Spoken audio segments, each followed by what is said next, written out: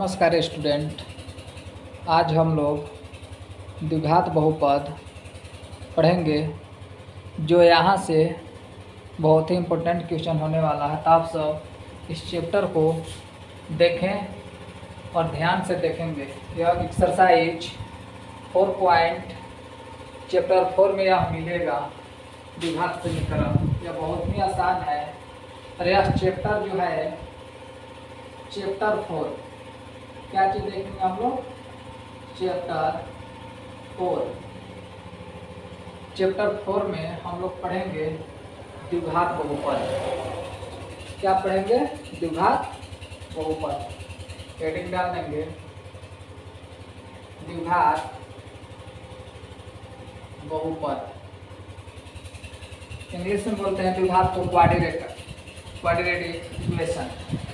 यह द्विघात बहुपद जो है इसको बारे में हम लोग जान जाएंगे कि द्विघात समीकरण किसे कहते हैं। सबसे पहले तो हम लोग परिभाषा जानेंगे, द्विघात समीकरण किसे कहते हैं।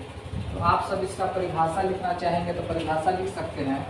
द्विघात समीकरण वैसा समीकरण होता है जिसका किसी चर का घात अधिकतम 2 हो, किसी चर का अधिकतम घात 2 हो, वैसा समीकरण को हम द्विघात समीकरण कहते हैं। जैसे समझ में नहीं आ रही है, हम कुछ एग्जाम्पल ले लेंगे, उसके बाद हम लोग इसको सीखेंगे। जैसे हम बोल रहे हैं कि कोई एक एग्जाम्पल लेते हैं, जैसे में कि कोई चर का घात अधिकतम 2 हो, 2 से अधिक नहीं हो, अधिकतम 2 होना चाहिए। देख लीजिए, जैसे हम लिख दिए x² + 6x + 6। अब इसमें देख रहे हैं जो x जो है इस इक्वेशन में हम लोग देखेंगे, इस इक्वेशन में अगर हम लोग देख रहे हैं कि जो x² है x है, अगर इसमें x का घात हम पूछेंगे कि सबसे ज़्यादा घात क्या है तो 2 है। 2 से तो अधिक नहीं ना है, नहीं है। अधिकतम घात क्या है? 2 है। अगर किसी चर का अधिकतम घात 2 है तो इस प्रकार की इक्वेशन को हम लोग द्विघात समीकरण कहते हैं। क्या बोलेंगे? द्विघात समीकरण। द्विघात समीकरण कहते हैं, द्विघात समीकरण कहते हैं। अगर द्विघात बहुपद का व्यापक रूप क्या होता है, अगर व्यापक रूप पूछेगा या स्टैंडर्ड रूप पूछेगा, स्टैंडर्ड रूल होता है उसका, तो आप सब बोर्ड पर देखते रहें ध्यान से। देखिए, द्विघात बहुपद का व्यापक रूप अगर एग्जाम में आ गया ऑब्जेक्टिव में, द्विघात बहुपद का व्यापक रूप क्या है,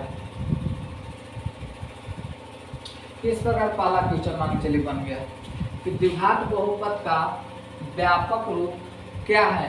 व्यापक को ही हम लोग स्टैंडर्ड फॉर्म बोलते हैं।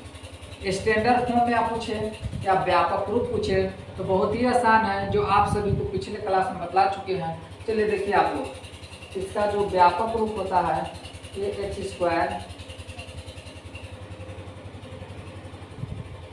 + bx + c, ax² + bx + c = 0। यही मेन व्यापक रूप है या द्विघात समीकरण का जनरल रूप, जिसको हम लोग जनरल रूप बोलते हैं या इसको व्यापक रूप बोलेंगे या स्टैंडर्ड फॉर्म बोलेंगे, इसी को बोलते हैं। अब यहाँ पर एक चीज सोचने की बात है कि ए बी सी यह क्या है, एक कांस्टेंट है, एक नंबर है, लेकिन इसमें जब भी होगा तो ए जो होगा वो ≠ 0 के बराबर होगा। ए का मान जो होगा यहाँ पर ≠ 0, मतलब ए का मान 0 कभी भी नहीं हो सकता है द्विघात समीकरण के लिए।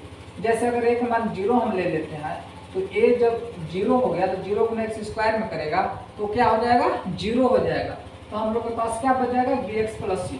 अब हम क्या बोले हैं कि द्विघात समीकरण का जो डिफिनेशन होता है, अगर किसी चर का अधिकतम पावर 2 हो, अधिकतम पावर 2 हो, देख लीजिए यहाँ पर अगर अधिकतम पावर 2 बचेगा इसका, तबे द्विघात समीकरण हो सकता है, और नहीं तो नहीं हो सकता है।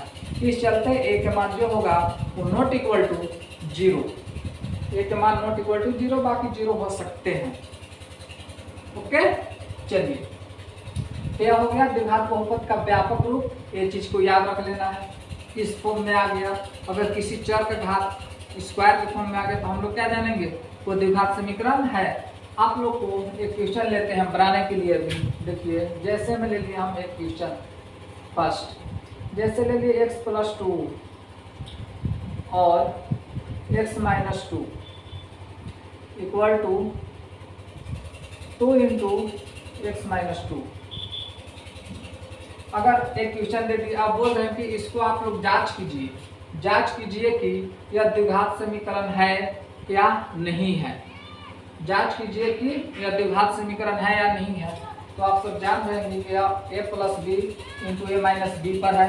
इसका फॉर्मूला होता है a², मतलब a की जगह पर x है तो x का square minus b square, b की जगह 2 है तो 2 का स्क्वायर इक्वल टू 2 से गुना x में होगा तो क्या हो जाएगा जी 2x माइनस और 2 गुना की 4 x² माइनस 2 गुना 4 इक्वल टू 2x माइनस 4। अब इसमें हम लोग देख रहे हैं, अब सभी को बराबर के लेफ्ट साइड ले जा रहे हैं। कहाँ पे, लेफ्ट साइड ले जाएंगे तो क्या हो जाएगा x² माइनस 4 प्लस में तो जाकर क्या हो जाएगा माइनस में हो जाएगा, या 2x, अरे माइनस में तो जाकर क्या हो जाएगा +4 इक्वल टू हम लोग क्या बचेगा इधर 0। तो x², अब देखिए यहाँ 2x एक ही है और कहीं है, जोड़ घटाव कर सकते हैं, इसको नहीं कर सकते तो इसको जस्ट प्लस ले जाएंगे। माइनस में 2x है तो माइनस में 2x। अब देखिए यहाँ प्लस 4 है और यहाँ माइनस 4 है, तो सब घट के क्या हो जाएगा, खत्म हो जाएगा, इक्वल टू 0 बचा। क्या यह द्विघात फॉर्म में है, इसमें इस फॉर्म में आया कि नहीं आया? हाँ तो बिल्कुल आ रहा है।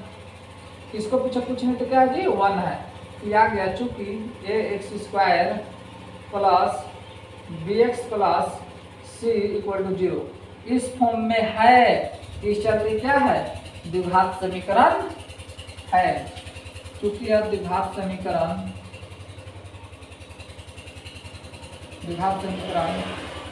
है, द्विघात समीकरण है। गुड।